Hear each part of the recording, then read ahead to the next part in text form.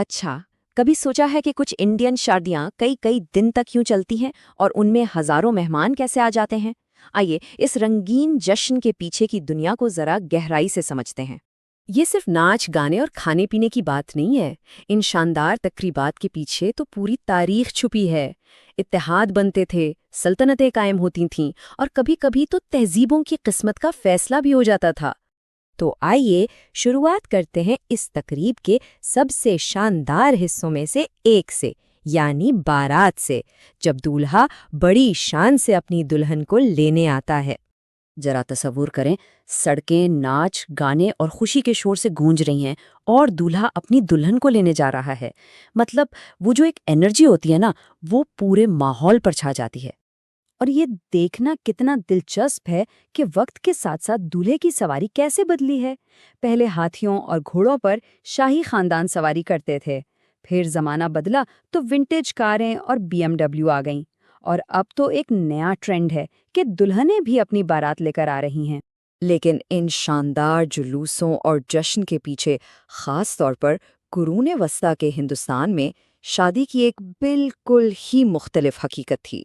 اس دور میں حکمران طبقے کے لیے شادی محبت کا معاملہ کم اور سفارتکاری اور ریاست کو مضبوط کرنے کا ایک طاقتور ہتھیار زیادہ تھی۔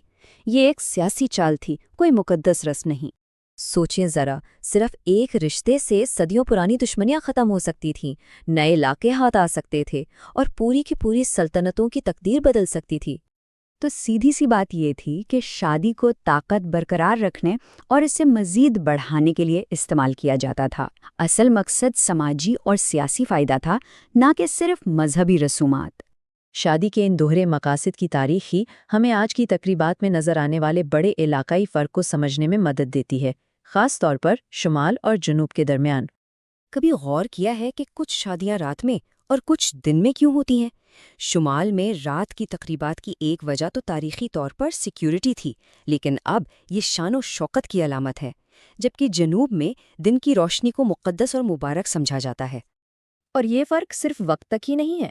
شمال میں آپ کو سنگیت اور بارات جیسے جشن اور تفریحی والے ایونٹس ملیں گے، وہیں جنوب میں توجہ گہری مذہبی رسومات پر ہوتی ہے، جیسے کنیا دانم۔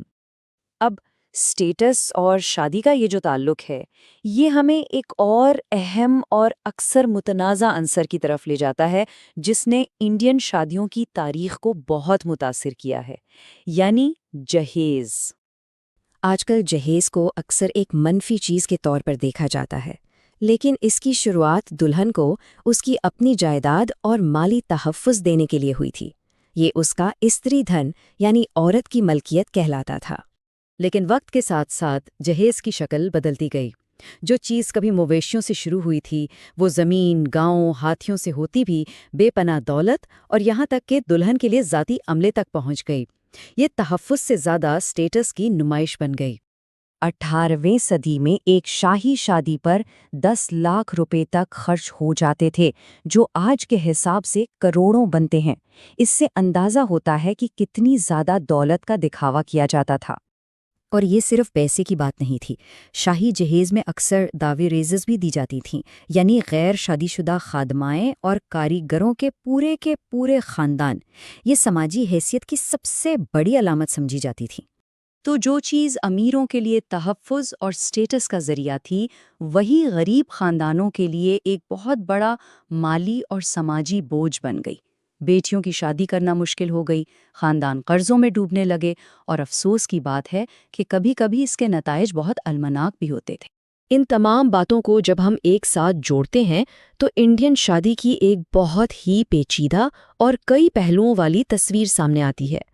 تو ہندوستانی شادی ایک ہی وقت میں ایک مقدس رسم بھی ہے، ایک سیاسی اتحاد بھی، سماجی حیثیت کی علامت بھی، اور ایک زندہ بدلتی ہوئی روایت بھی۔